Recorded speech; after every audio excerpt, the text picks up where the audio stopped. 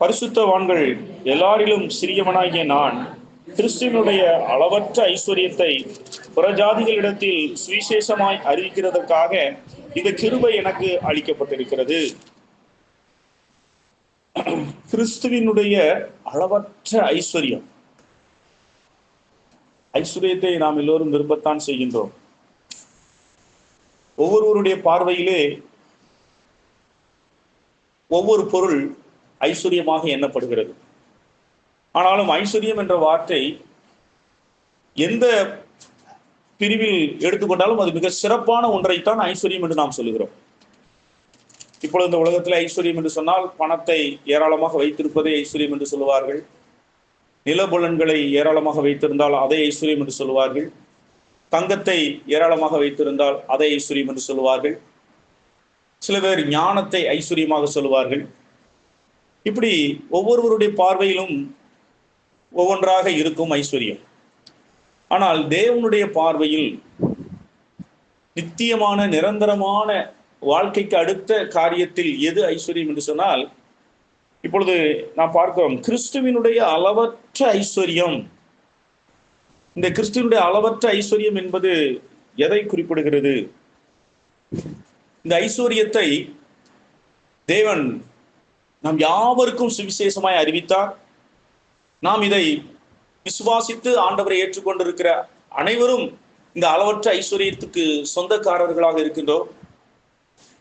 ஆனால் இதை பற்றி நாம் எந்த அளவுக்கு தெரிந்திருக்கிறோம், இதை நாம் எந்த அளவுக்கு அனுபவிக்கின்றோம்? ஒரு விசுவாசத்தை பற்றிய விளக்கத்திற்காக இது நடைபெற்ற உண்மை சம்பவமா என்று நமக்கு தெரியாது. ஸ்பர்ஜன் அவர்கள் சொல்லி இருக்கிறார்கள். நிறைய கிறிஸ்தவ பிரசங்கிமார்கள் இந்த சம்பவத்தை சொல்லுவார்கள். நாம் விசுவாசிக்காததினாலே செய்கின்ற மிகப்பெரிய ஒரு தவறு. ஒருவன் கடற்பிரயாணமாக அந்த நாட்களிலே இங்கிலாந்தில் இருந்து பொருளீட்டுவதற்காக அமெரிக்க கண்டம் புதிதாக கண்டுபிடிக்கப்பட்டிருந்த காலகட்டம். திரளான மக்கள் இங்கிலாந்தில் இருந்து அமெரிக்கா சென்று குடியேறினார்கள். பல நாடுகளிலும் இருந்து சென்று குடியேறினார்கள். அதிலே பெரும்பான்மையோர் இங்கிலாந்து தேசத்தை சார்ந்தவர்கள். அதிலும் விசேஷமாக பேப்டிஸ்ட் காலத்துல பேப்டிஸ்ட்ல அந்த இடத்துல பேப்டிஸ்ட் இருந்தது. ஆங்கிலிக்கன் சபை இங்கிலாந்தில் இருந்தது. அதாவது அங்க இருக்கக்கூடிய ரோமன் கத்தோலிக்க சபை அனைத்தும் ஆங்கிலிக்கன் சபையாக மாறிவிட்டது.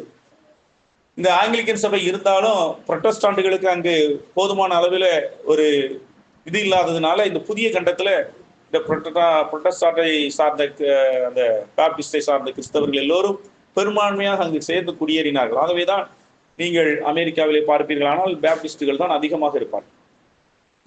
அப்படி வந்த பொருளீட்டுவதற்காக வருகின்ற பொழுது ஒரு மனிதன், அந்த இங்கிலாந்திலே கஷ்டப்பட்டு கொண்டிருக்கிற ஒரு மனிதன் எப்படியாகிலும் அமெரிக்கா கண்டம் சென்று நாம் நன்றாக வாழ வேண்டும், பிழைக்க வேண்டும், உயர வேண்டும் என்பதற்காக தனக்குரிய எல்லாவற்றையும் விட்டு கஷ்டப்பட்டு விட்டு அவன் மட்டும் செல்கின்றான். குடும்பத்தை அங்கே வைத்து விட்டு செல்கின்றான். நான் அங்கு சென்று நல்லபடியாக நான் பொருளீட்டி வசதியாக வந்தபோது உங்களை எல்லாம் நான் கூட்டிக் கொள்கிறேன் என்று சொல்லி தனக்குரிய எல்லாவற்றையும் எடுத்து, அது வரைக்கும் நீங்க கொஞ்சம் கூலி வேலை செய்து நீங்கள் இந்த குடும்பத்தை பார்த்துக் கொள்ளுங்கள் என்று சொல்லிவிட்டு அவன் என்ன செய்கிறான், அந்த கப்பலில் ஒரு டிக்கெட்டை மட்டும் வாங்கிவிட்டு, எப்படியாயிலும் அதற்கு மேல் அந்த பணம் இல்லை, அவருடைய பணத்திற்கு டிக்கெட் மட்டும் தான் வாங்க முடிந்ததா இருந்தது. ஆகவே கஷ்டப்பட்டு வாங்கிவிட்டு எப்படியாயும் சமாளித்து சென்று விடலாம், நம்ம சில தினங்கள் எப்படியாயும் நம்ம அப்படி இப்படி யார்ட்டையாவது ஹெல்ப் கேட்டு அப்படி இப்படி எப்படியாவது சாப்பிட்டு எப்படியாவது நம்ம முன்னேறி விடலாம் என்று சொல்லி போய் சேர்ந்து விடலாம் என்று சொல்லி அவன் என்ன செய்கிறான், அந்த டிக்கெட்டை வாங்கி அந்த கப்பலில் ஏறி விடுகிறான். அவ்விதமாக இருக்கும்போது தன்னிடமிருந்து கொண்டு சென்ற சில பிரெட் துண்டுகளை வைத்து ஒரு சில நாட்கள் சமாளித்து விட்டான். பின்பாக அவன் கொண்டு சென்ற எல்லா உணவுப் பொருட்களும் தீர்ந்து விட்டது. பின்பு என்ன செய்தான், தண்ணீர் குடித்தான், அல்லது எப்படியாயிலும் சமையலறையில் சென்று ஹெல்ப் பண்ணிட்டு அப்படி ஒரு மாதிரி சமாளித்தான். அப்படியாக சென்றிருந்த போதும் சமாளிக்க முடியல. ஓரளவுக்கு மேலே ஒரு நாள் பட்டினி, அடுத்த நாள் பட்டினி. அவன் வேறு வழி தெரியவில்லை. என்ன செய்தான், விறுவிறு என்று சென்று அந்த உணவருந்தும் இடத்துக்கு சென்று வயிறு நிறைய சாப்பிட்டு விட்டு இருக்கிறான். அப்பொழுது அவன் பயந்து நடுக்கிக் கொண்டே இருக்கிறான். ஐயோ, தன்னை இப்பொழுது கட்டணம் கேட்டால் நாம் என்ன செய்வது, என்ன சொல்லுவது என்று சொல்லி அவன் உள்ளூர நடுக்கத்தோடே அமர்ந்திருந்தான். அப்பொழுது பணியாள் கடைசியாக சர்வ் பண்ணக்கூடிய அந்த பணியாள் அவன் மேஜையில் வந்த போது மிகுந்த நடுக்கத்தோடு அந்த வேலைக்காரனை சொன்னான், ஐயா மன்னித்து விடுங்கள், என்னிடத்துல வேறு இந்த டிக்கெட்டை வாங்குவதை தவிர என்னிடத்துல வேறு பணம் இல்லாதபடினாலே நான் இன்று சாப்பிட்ட இந்த உணவுக்கு என்னால் பணம் தர இயலாது, நீங்கள் ஏதாயிலும் சிறு வேலைகளை சொல்லுங்கள், நான் செய்து நான் அதை கழித்துக் கொள்கிறேன் என்று சொன்ன பொழுது அந்த சிப்பந்தி மிகவும் வாய்விட்டு சிரித்து, ஐயா நீங்கள் என்ன பேதமையோடு இருக்கிறீர்கள், உங்கள் டிக்கெட்டை நீங்கள் திரும்பி வாசியுங்கள் என்று சொன்னார். அந்த டிக்கெட்ல எழுதப்பட்டிருந்தது, நீங்கள் இங்கிருந்து அமெரிக்கா என்ற அந்த துறைமுகத்துக்கு செல்கிற அந்த பிரயாண செலவுக்கும் அத்தனை நாட்களுக்கும் தேவையான 3 வேளை உணவுக்குமாகத்தான் இந்த கட்டணம் என்று சொல்லப்பட்டிருந்தது. அதுல எழுதப்பட்டிருந்தது. அதாவது என்னன்னா, அந்த டிக்கெட்ல பிரயாண செலவு மாத்திரமில்ல, அவங்க போய் சேர்ற வரைக்கும் 3 வேளை சாப்பாடு கப்பல்ல இருந்து தான் கொடுக்கப்படும். அதற்கு எந்த தனி கட்டணமும் கிடையாது. அப்பொழுதுதான் அவர் தன்னுடைய பேதமையை நினைத்துக் கொண்டார். அவர் நன்றா என்ன செய்யலாம், 3 நாள் நல்ல வயிறார சாப்பிட்டு சென்று கொண்டே இருக்கலாம். இதே போலத்தான் கிறிஸ்துவுக்குள்ளே நம்முடைய வாழ்விற்கு தேவையான அனைத்து காரியங்களும், இதுதான் இந்த அலோட்ரைசன், அந்த வாழ்க்கைக்கு தேவையான எல்லாமே அவருக்குள்ள இருக்கிறது. ஆனா விசுவாசிகளாகிய நாம் அதை அறியாமல் நம்முடைய பேதமையினால் நாம் அந்த ஐஸ்வர்யத்தை அனுபவிக்காமல் நாம் வறுமையோடும் தரித்திரத்தோடும் நாம் பசியோடும் பட்டினியோடும் இந்த உலக வாழ்க்கை பயணத்திலே கடந்து சென்று கொண்டிருக்கின்றோம். இந்த அளவற்ற ஐஸ்வர்யத்தை பற்றி நாம் தெரிந்து கொள்வதும் அனுபவிக்க வேண்டியதும் அது நம்முடைய தரப்பில் தான் இருக்கு. ஆண்டவராகிய இயேசு கிறிஸ்துவை நாம் விசுவாசிக்கும் போது அந்த டிக்கெட்டை நான் வாங்கிட்டோம். அதுல நம்முடைய வாழ்க்கைக்கு தேவையான எல்லாவற்றையும் சிலுவையிலே எல்லாம் முடிந்தது என்று ஆண்டவர் சொன்ன பொழுது நம்முடைய பூவுலக பரலோக வாழ்க்கைக்கு தேவையான எல்லாவற்றையும் ஆண்டவராக இயேசு கிறிஸ்து சம்பாதித்து நம்ம விசுவாசிக்கும் போது இலவசமாகவே அவர் நமக்கு தந்து விட்டார். இன்று நம்முடைய தேவை என்னவென்றால் அதை நாம் அறிந்து விசுவாசித்து சுதந்திரித்துக் கொள்வது. இப்பொழுது சில வார்த்தைகள் நாமும் அநேக நேரங்கள்ல தேவன் எதை ஐஸ்வர்யமாக எண்ணுகிறாரோ அதை நாம் ஐஸ்வர்யமாக எண்ணுவதில்லை. நாம் எதை ஐஸ்வர்யமாக எண்ணுகிறோமோ அது தேவனுடைய பார்வையிலே குப்பையாக இருக்கிறது. இதுதான் பிரச்சனை. ஆண்டவர், நாம் குப்பையை தேடிக்கொண்டிருக்கின்றோம், ஆண்டவரோ ஐஸ்வர்யத்தை தர விரும்புகிறார். நாம் கூட்டுகளை தேடிக்கொண்டிருக்கின்றோம், ஆண்டவரோ சோறு போட விரும்புகிறார். ஏனென்றால் தேவனுடைய ராஜ்யத்தையும் தேடுங்கள், அப்பொழுது இவைகளெல்லாம் கொடுக்கப்படும் என்று சொன்னார். ராஜ்யம் தான் நமக்கு மிக முக்கியமானது, அதுதான் சோறு. இந்த உலக வாழ்க்கைக்கு தேவையானது நமக்கு தேவையான ஒரு சின்ன கூட்டு மாதிரி. ஆனால் நாம் கூட்டுகளாலே நம்முடைய வயிற்றை திருப்தி பண்ண விரும்புகின்றோம்.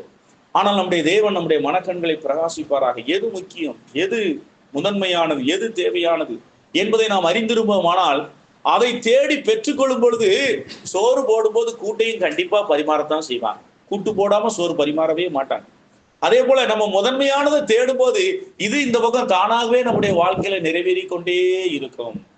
ஆகவே அருமையானவர்களே, இந்த இன்னும் சில இந்த ஐஸ்வர்யமான வார்த்தைகளை பற்றி சில வார்த்தைகளை நாம் பார்ப்போம். முதலாவது எபேசியர் 1:18 வாசிக்கலாம். 1:18. தாம் நம்மை அழைத்ததினாலே நமக்கு உண்டாயிருக்கிற நம்பிக்கைக்கு இன்னதென்றும், நல்லா கவனிங்க, பரிசுத்த வான்களிடத்தில் தமக்கு உண்டாயிருக்கிற சுதந்திரத்தினுடைய மகிமையின் ஐஸ்வர்யம். இது சுதந்திரத்தினுடைய மகிமையின் ஐஸ்வர்யம். இத நீங்க கொஞ்சம் வாசித்து கொஞ்சம் அர்த்தத்தை நீங்க யோசித்து பாருங்களேன். இந்த அர்த்தம் என்ன? நம்ம பொதுவாக எனக்கு சுதந்திரத்தினுடைய ஐஸ்வர்யத்தின் மகிமையின் ஐஸ்வர்யம் அப்படி என்றால் கரண்ட் போய் வந்துகிட்டே தான் இருக்கும் காத்தடி காலத்துல. சுதந்திரத்தினுடைய மகிமையினுடைய ஐஸ்வர்யம் அப்படின்னா என்ன? இந்த வார்த்தையை கொஞ்சம் அர்த்தப்படுத்தி எனக்கு ஏதாவது சொல்லுங்களேன். அம்மா சொல்ல போறாங்க பாருங்க. அம்மா சொல்லணும் அல்லது உதயா சிஸ்டர் சொல்லணும் பார்ப்போம். நந்தினி சொல்லவே மாட்டான். நந்தினிட்ட டெக்கரேஷன் பத்தி கேட்டு சொல்லுவா.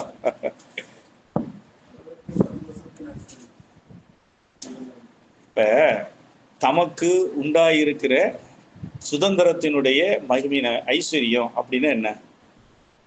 இப்ப நான் விளக்க ஆரம்பிச்சுட்டேன்னா நீங்க டக்குன்னு அது சொல்லுங்க. நீங்க நம்ம எப்படி கவனிக்க ஒரு வசனத்தை எப்படி அர்த்தத்தை புரிந்து கொள்கிறோம்?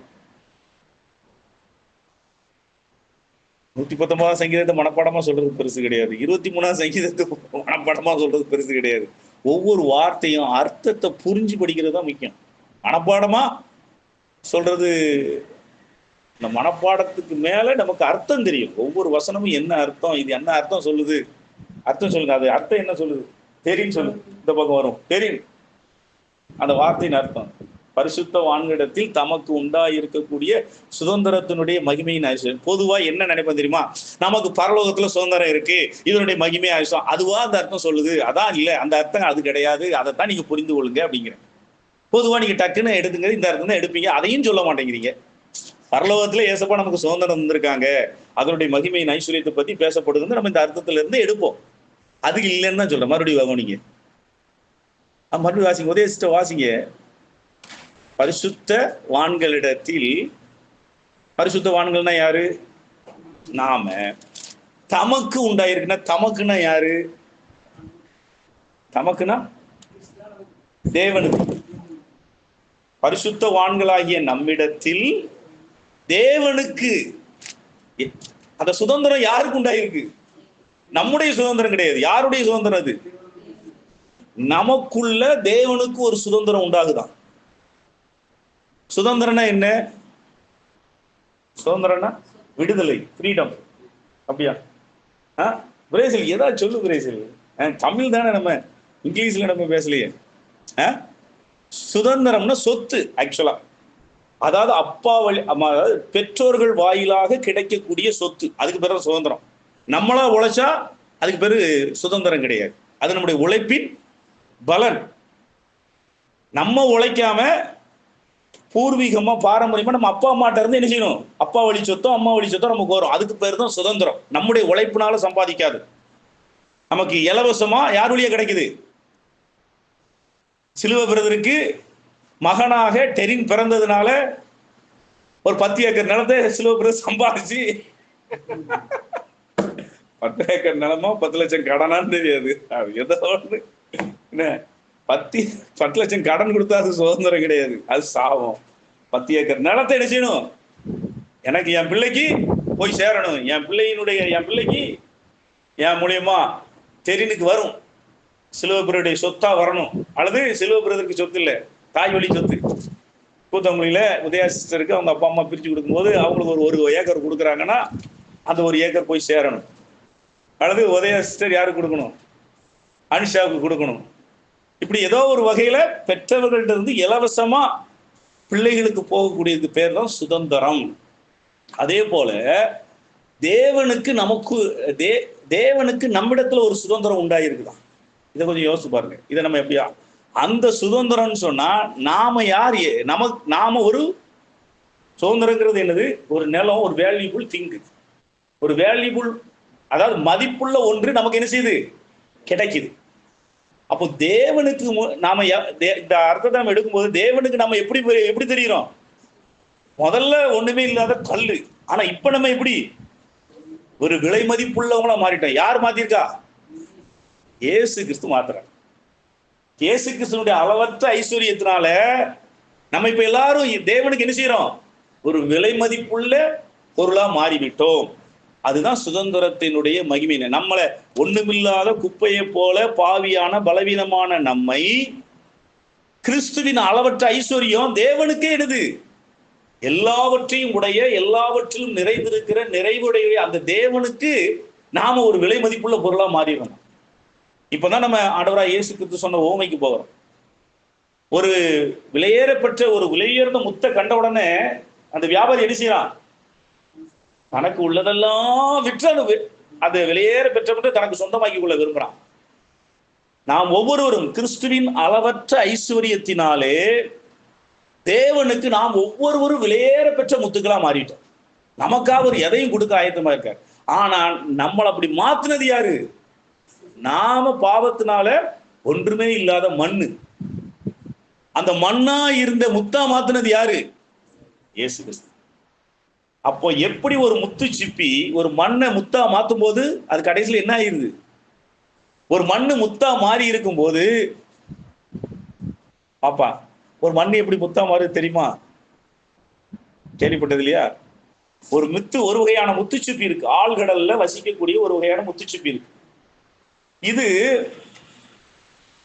அதாவது மழை தண்ணீரை, சுத்தமான தண்ணீரை எப்பமாவது அந்த கடல்ல மழை பெய்யும் போது அந்த தண்ணீரை அது அது சாப்பிட விரும்பி அது மேல வரும்.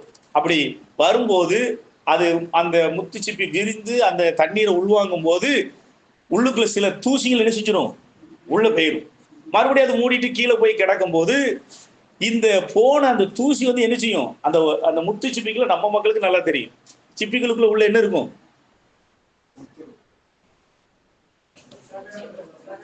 ஒரு விழு விழு விழு விழுன்னு சதையா இருக்கும். அந்த பூச்சி எப்படி இருக்கும், விழு விழு விழுன்னு இருக்கும், அது ஸ்ட்ராங்கா இருக்காது.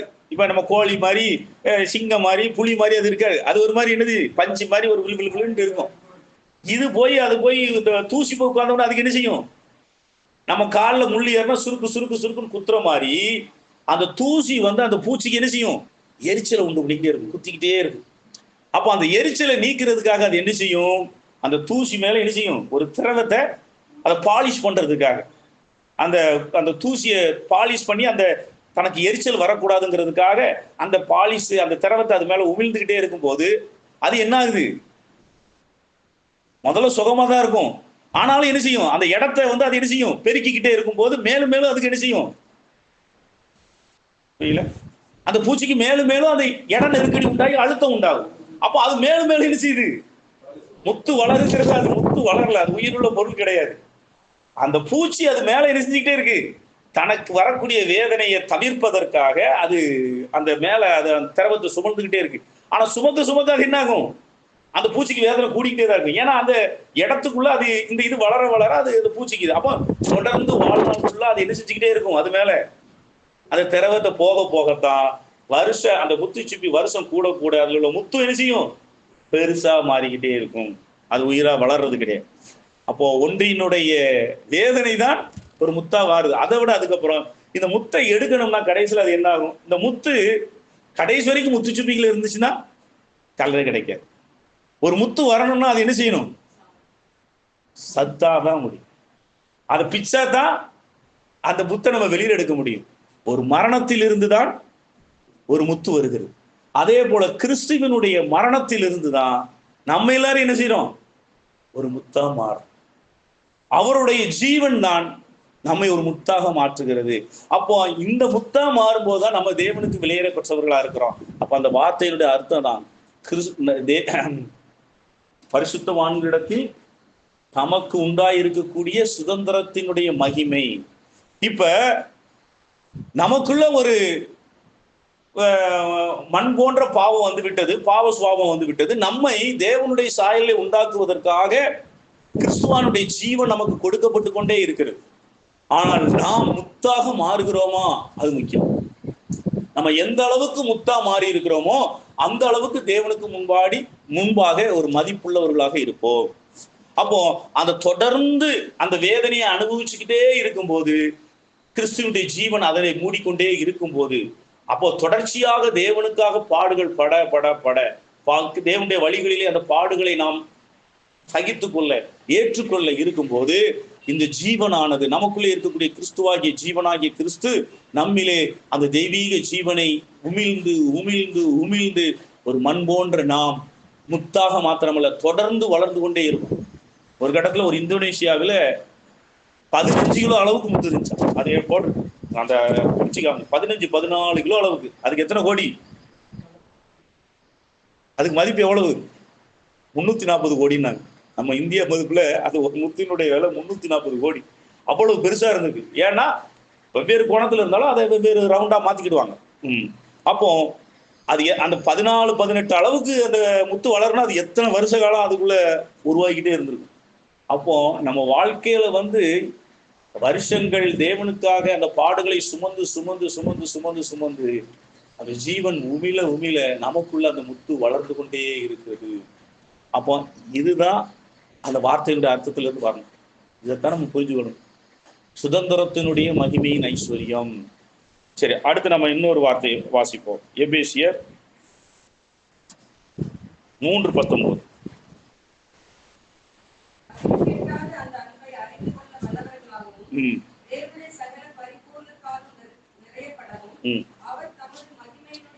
மகிமையின் ஐஸ்வர்யம், மகிமையின் ஐஸ்வர்யம். பாருங்க, முதல்ல அளவற்ற ஐஸ்வர்யம், நம்மிடத்திலே உண்டாயிருக்கக்கூடிய சுதந்திரத்தினுடைய மகிமையின் ஐஸ்வர்யம். அதுக்கப்புறம் மொத்தத்துல மகிமை, தேவன் நமக்கு அளிக்கக்கூடிய மகிமை ஒரு ஐஸ்வர்யம். தேவனுடைய மகிமையை நம்ம எவ்வளவு தூரம் அடைகிறோமோ, தேவனுடைய மகிமையை நம்ம எந்த அளவுக்கு பெற்றுக்கொள்கிறோமோ அது ஒரு ஐஸ்வர்யம். இன்னைக்கு நம்ம தங்கத்தையோ வெள்ளியையோ பொண்ணு, இந்த உலகத்தில் உள்ள தங்கத்தையோ வெள்ளியையோ நம்ம ஐஸ்வர்யம் நினைக்கிறோம். அந்த ஐஸ்வர்யம் எது வரைக்கும் நம்மோடு வரும்? இந்த ஐஸ்வர்யத்தினால என்ன பயன்? இந்த ஐஸ்வர்யத்தினாலே ஒரு நிலத்தை வாங்கலாம், வைக்கலாம், சில வாய்க்கு ருசியா சாப்பிடலாம், நல்ல ட்ரெஸ்ஸை போடலாம், நினைச்ச இடத்துக்கு போகலாம்.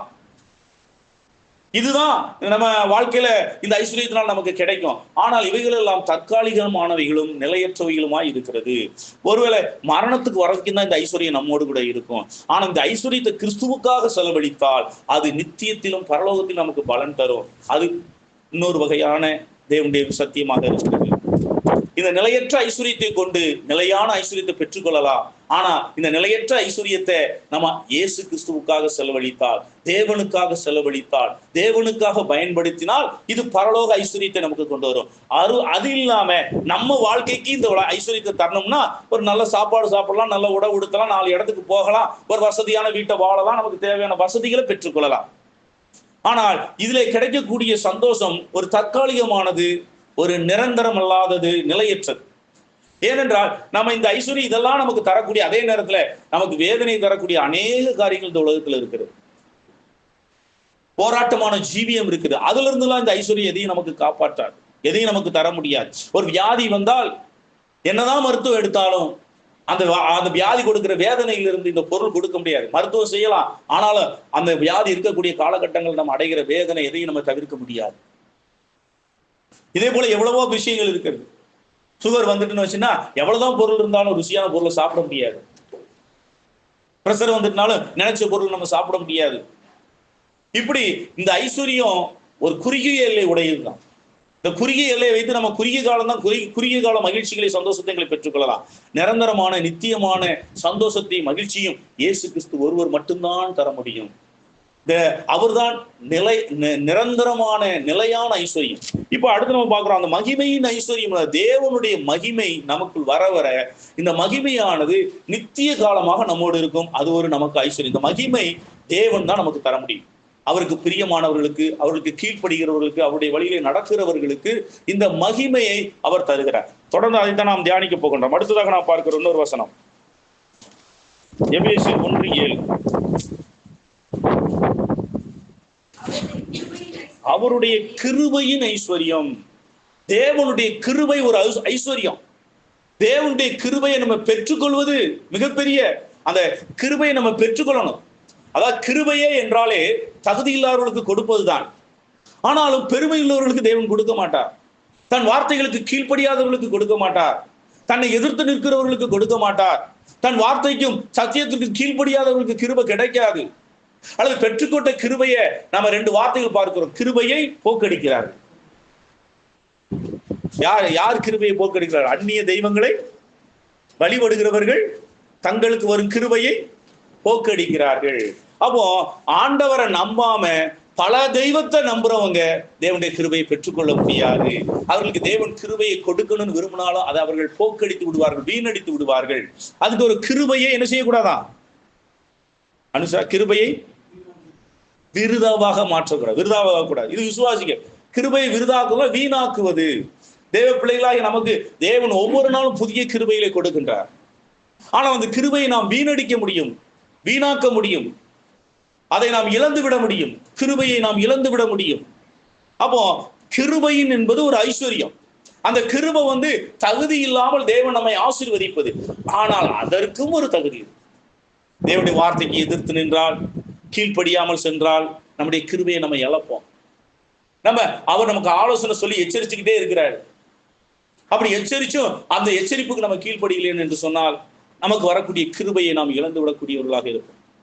ஆகவே அருமையானவர்களே, கிருபை என்பது ஐஸ்வர்யம். அப்போ இதுதான் தேவனுடைய பார்வையில் ஐஸ்வர்யமா இருக்கு. கிருபை ஐஸ்வர்யம், மகிமை ஐஸ்வர்யம், அளவற்ற ஐஸ்வர்யம். இது எல்லாவற்றையும் மையமாக குறிப்பிடுவது என்னவென்று சொன்னால் அதை நாம் உணர்ந்து கொள்ள வேண்டும். என்னவென்றால் அது கிறிஸ்துவினுடைய உயிர் தெழுந்த ஜீவன். கிறிஸ்துவனுடைய அளவற்ற ஐஸ்வர்யம் என்று அங்கு பரிசுத்த ஆவியானவர் குறிப்பிடுவது என்னவென்றால், ஆண்டவராக இயேசு கிறிஸ்து மரித்து எழுந்ததினால் உண்டான அந்த உயிர்த்தெழுந்த ஜீவனை நாம் தேவன் நம்மை ரட்சிக்கின்ற பொழுது நமக்கு கொடுத்திருக்கிறார். ஆனால் அந்த உயிர்த்தெழுந்த ஜீவனை நான் அனுபவிக்க வேண்டும். அதற்கான பிரகாசமான மனக்கண்கள் நமக்கு தேவை என்பதை பற்றி தான் அப்போஸ்தலனாகிய பவுல் எபேசியருக்கு எழுதின நிருபம் 1 அதிகாரம் 19 வசனத்தை வாசிப்போம். 1:19. தாம் கிறிஸ்துவை மரித்தோரிலிருந்து எழுப்பி அவரிடத்தில் நடப்பித்த தமது பலத்த சத்துவத்தின் வல்லமைப்படியே விசுவாசிக்கிறவர்களாகிய நம்மிடத்திலே காண்பிக்கும் தம்முடைய வல்லமையின் மகா மேன்மையான மகத்துவம் இன்னதென்றும் அறியும்படிக்கு கொடுக்க வேண்டும் என்றும் உங்களை வேண்டிக் கொள்கிறேன். அதாவது நம்மை அதற்கு முன்பாகத்தான் தம்மிடத்தில் உண்டாயிருக்கிற சுதந்திரத்தினுடைய மகிமையின் ஐஸ்வர்யம் என்று சொல்லப்பட்டிருக்கிறது. நம்மளை ஐஸ்வர்யமா மாற்றுகிறதே, தேவனுடைய பார்வையில விலையேற பெற்றவர்களாக மாற்றுவதே இந்த கிறிஸ்துவினுடைய உயிர்த்தெழுந்த ஜீவனின் வல்லமை தான் நம்மை மாற்றுகிறது. இதுதான் கிறிஸ்துவினுடைய அளவற்ற ஐஸ்வர்யம். இந்த அளவற்ற ஐஸ்வர்யத்தை தேவன் நாம் ரட்சிக்கப்படுகின்ற பொழுது இலவசமாக முழுமையாக கொடுத்து விட்டார்.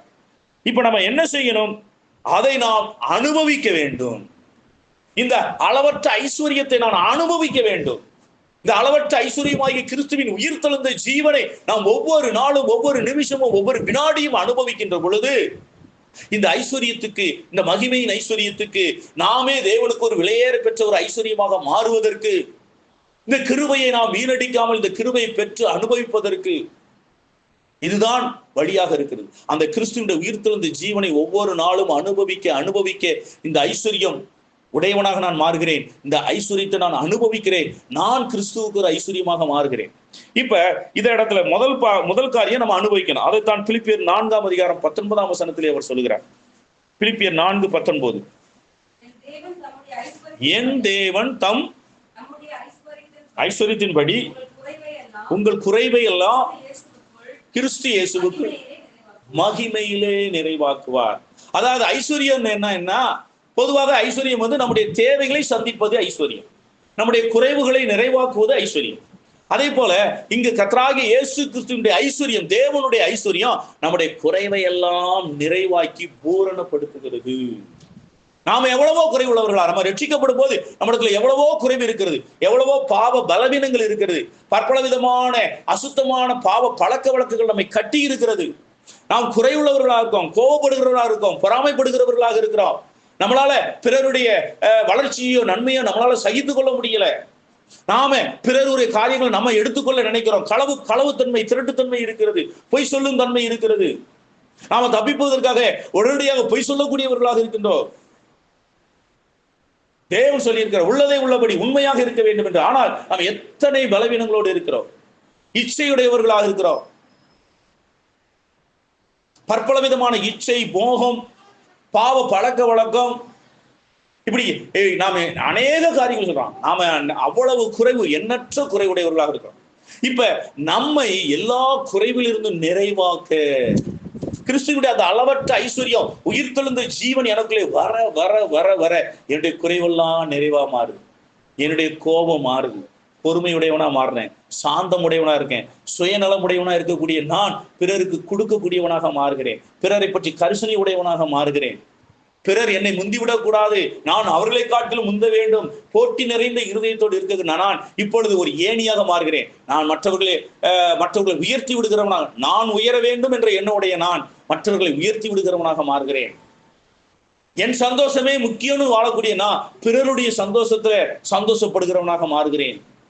இந்த மாற்றம் எல்லாம் எப்படி உருவாகிறது என்று சொன்னால், கிறிஸ்துவினுடைய உயிர்த்தெழுந்த ஜீவன் என்னிலே நிரப்ப நிரப்ப நிரப்ப என்னுடைய எண்ணங்களும் என்னுடைய விருப்பங்களும் விதமாக மாறிக்கொண்டே, நான் முற்றிலுமாக மாறிக்கொண்டே இருக்கிறேன். கொடூர குணம், கொடூர பிறரை வதைத்து துன்பப்படுத்தி சந்தோஷப்படுகிற நான் இப்பொழுது நான் பிறருடைய துன்பத்தை கண்டு சங்கடப்படுறவனா மாறுறேன். மற்றவங்களை கஷ்டத்தை என்னால பார்த்துக்கொள்ள முடியல, அவங்க கஷ்டத்தை எப்படியாவது துடைக்கணும், அவங்க கஷ்டத்துக்கு என்னால ஏதாவது ஒரு சில உதவிகள் செய்ய முடியாதா, அவங்க கஷ்டத்தை குறைக்க முடியாதா, பிறருடைய துன்பத்தை கண்டு ரசித்து. நம்ம எல்லாருமே ஒரு சாடிஸ்ட். எப்போ அது தெரியுமா? நம்முடைய வாழ்க்கையின் காலகட்டத்தில் சிலவங்க வந்து சேடிஸ்டா மாறுவாங்க. ஆனா பொதுவா வந்து கொஞ்சம் வளர்ந்த பருவத்தில் கண்டுபிடிக்க முடியாது. எல்லார்கிட்ட இருக்கிற சேடிஸ்ட் தனத்தை கண்டுபிடிக்க முடியாது. ஆனா ஒரு பருவத்துல எல்லாருமே நம்ம வந்து சேடிஸ்டா இருக்கோங்கிறத நம்ம வெளிப்படும். அது எந்த பருவத்துல? பெருவாகும் குழந்தை பருவத்துல. குழந்தை பருவத்துல நம்ம சேடிஸ்ட்ங்கிறது எப்படி நம்ம உணர்வோம்?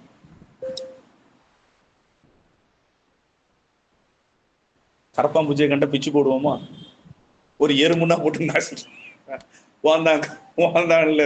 துன்பப்படுத்துறது, நாய் வாழ் எதையா கெட்டுறது, கழுதையை கெட்டுறது, சூடு வைக்கிறது, இந்த சேட்டைகள்லாம் அந்த சின்ன சின்ன மிருகங்களை வதப்படுத்துறது, அந்த சின்ன வயசுல நமக்கு அது ஒரு சந்தோஷமா இருக்கும். ஏன்னா அது பதில் பேச முடியாது. அதுதான் அந்த சேடிஸ்ட் தன்மை. வளர வளர நம்ம அதை காமிக்க முடியாது. ஆனா சில நேரங்களில் எப்போ காமிக்க முடியும்? ஒரு கணவனா இருந்து என்ன செய்வோம்? மனைவியை வதைப்போம். அப்போ அந்த சேடிஸ்ட் தன்மை வரும்.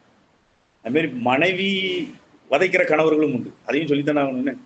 கணவர்கள் மனைவியை வதைக்கலாம், மனைவியும் கணவர்களை வதைக்கலாம். அந்த சேடிஸ்ட் அது அங்க உள்ள நீக்கி போக்கு யார் பெரிய சேடிஸ்டோ அவங்க ஜெயிச்சுக்கிடுவாங்க, இன்னொருத்தர் பாண்டிக்கிடுவாங்க. அல்லது பிள்ளைகளை பெற்றோர்கள் வதைப்போம். சேடிஸ்ட் தன்மையை நம்முடைய விருப்பங்களெல்லாம் போட்டு அவங்கள திணிச்சு, அவங்கள கசக்கி வசக்கி, இப்படி நம்ம ஒவ்வொரு மனிதனும் ஒரு கொடூரத்தன்மை நம்ம ஒவ்வொருவருக்குள்ளும் இருக்கத்தான். அதுதான் பாவம் ஏற்படுத்திய விளைவு. சாத்தான் தன்னுடைய சுவாபத்தை இந்த பாவத்தின் மூலமாக நமக்குள் நுழைத்து விட்டான். பிறருடைய துன்பத்தில் இன்பம் காணுதல், அதுக்கு பேர் தான் சாடிஸ்ட். மற்றவங்க கஷ்டப்பட்டா நமக்கு என்ன செய்யும்? சந்தோஷமா இருக்கும். ஆனா வெளியில ஐயோ உனக்கு இப்படி வந்திருக்க கூடாது அப்படிமா உள்ளுக்குள்ள எப்பா நல்ல சரிதான் நல்ல வசமா படிச்சுட்டாரான்ட்டு அப்படின்னு உள்ளுக்குள்ள கலிகூறுவதற்கான வெளியில வார்த்தை எப்படி இருக்கும்? சார் உனக்கு இது வந்திருக்க கூடாதுப்பா அப்படி இப்படின்னு எல்லாம் பேசும். எல்லாருக்குள்ளயும் அது இருக்கு. அதே நேரத்தில் அவன் நல்லாயிட்டோம்னா அடி வயிற்றுல சட்டையில ஒரு பெரிய ஓட்ட விழுந்து வயிறு கரிஞ்சு அட்டே வாங்கி இவனுக்கு வந்துட்டடா, இவனுக்கு இது கிடைச்சிட்டடா, இவனுக்கு இப்படி அமைஞ்சிட்டேன் அப்படின்னு சொல்லி தன்னால வயிற்றுச்சல்ல போகும். இது எல்லாருக்குமே நடக்கு. எப்படி காமிப்போம்? நம்ம அடுத்தவன் பிள்ளை 1ஆம் ரேங்க் எடுத்துனா நம்ம பிள்ளை போட்டு மிதி பேசி நீ என்னல படிச்ச, நீ என்ன படிச்ச, அவன் பார்த்து 1ஆம் ரேங்க் எடுத்துட்டு வந்து நிக்கா, நீ இருக்க பிள்ளை மாதிரி போயிட்டு வந்துட்டு நீ அப்படின்னு சொல்லி. அப்ப பிள்ளை மேல உள்ள கோபம் இல்லை, அவன் பிள்ளை என்னாயிட்டு எடுத்துட்டான். அந்த வயிற்றுல நம்மளால தாங்க முடியல. இப்படி எல்லாத்தையும் இந்த விதமான எவ்வளவு பலவீனங்கள், எவ்வளவு குறைவுகள், இந்த குறைவுகள் பலவீனங்கள் எல்லாம் உடைய மனிதர்களாக இருக்கக்கூடிய நம்ம இப்ப வந்து நம்மள என்ன, கிறிஸ்துவின் ஜீவன் நமக்குள்ள ரட்சிக்கப்பட்ட பின்பு ஒரு பெரும் மாற்றம் நிகழ்கிறது. ஆனா அது தொடர்ந்து நிறைவேறினால் சரி, ஆனால் அனைவருடைய வாழ்க்கையில அது அந்த அளவுக்கு பூரணமான நிரப்புதலுக்குள்ளாக வராததினால்தான் விசுவாசிகளும் அநேக நேரங்களில் இப்படிப்பட்ட குணமுடையவர்களாகத்தான் இருக்கிறார்கள்.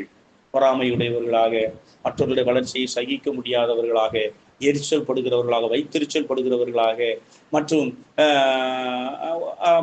இன்னும் எல்லா விதமான பலவீனங்கள் விசுவாசிகளிடத்துல நம்ம எல்லா பலவீனம் பார்த்தோன்னா அந்த கிறிஸ்துவின் ஜீவன் அவர்களை நிரப்பவில்லை, அவர்களை மறுரூபப்படுத்தவில்லை என்றார். அப்போ முதல்ல நாம அனுபவிக்கும் போது நம்முடைய குறைவெல்லாம் நிறைவா மாறுது. 2வது, இந்த ஜீவனை நம்ம பிறருக்கு கொடுக்க வேண்டும் என்று நான் பார்க்கிறோம். ஜீவனை நம்ம பிறருக்கு கொடுக்க வேண்டும். 1 பேதுரு 4ஆம் அதிகாரம் 10வது வசனம். முதல்ல நாம அனுபவிக்கணும், 2வது நாம இந்த கிறிஸ்துவின் ஜீவனை பிறருக்கு கொடுக்க வேண்டும். 1 பேதுரு 4:10. அவனவன் பெற்ற வரத்தின்படியே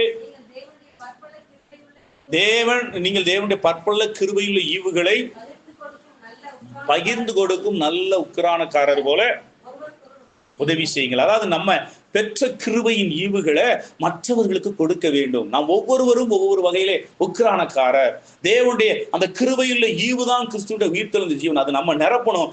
அந்த ஈவினால நம்ம மாறும்போது இந்த தெய்வீக ஜீவனை பற்பல கிரியைகள் மூலமாக, நன்மைகள் மூலமாக, அன்பின் மூலமாக, பிறரை ஆற்றுவதின் மூலமாக, பிறரை உயர்த்துவதின் மூலமாக, பிறரை தேர்தல் படுத்துவதன் மூலமாக, பிறரை உற்சாகப்படுத்துவதன் மூலமாக இந்த கிருபையின் ஈவுகளை, இந்த உயிர்த்தெழுந்த ஜீவனை பற்பல விதங்களிலே, வாயாலே, வார்த்தையாலே, செயல்களாலே, கிரியைகளாலே நாம பிறருக்கு கொடுக்க வேண்டும். அந்த பிறருக்கு கொடுத்தல் என்பது 2 விதமாக இருக்குது. 1, சபையில் உள்ள விசுவாசிகளுக்கு.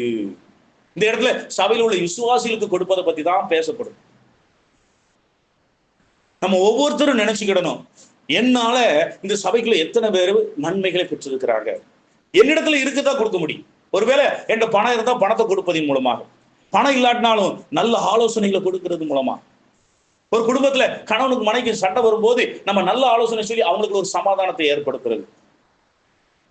சமாதானத்தை ஏற்படுத்துறோமா, குழப்பத்தை ஏற்படுத்துறோமா, இல்ல சண்டை போடணும்னு நினைக்கிறோமா?